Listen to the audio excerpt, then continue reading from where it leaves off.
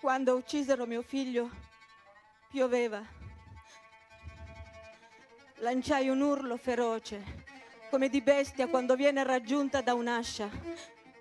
Poi non emisi più suoni per parecchi giorni.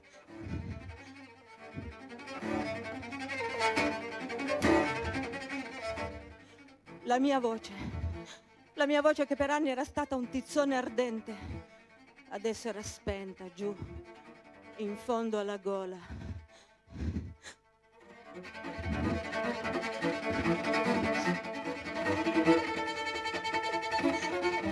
Il mio cuore batteva e sbatteva prigioniero dentro la cassa toracica, spingeva e si dimenava come se volesse uscire.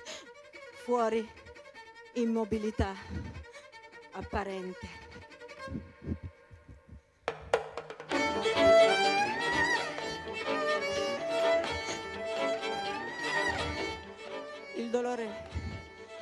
Il dolore somiglia alla paura. Le budella si rivoltavano. Avevo voglia di vomitare, la bocca sempre piena di saliva.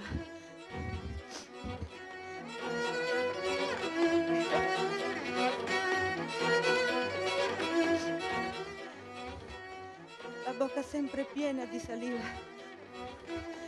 Il mio corpo assediato, come un paese in guerra, all'interno tremava, senza che io potessi fermarlo. Ero come una piccola lumaca che precipita dentro una pentola di pece nera.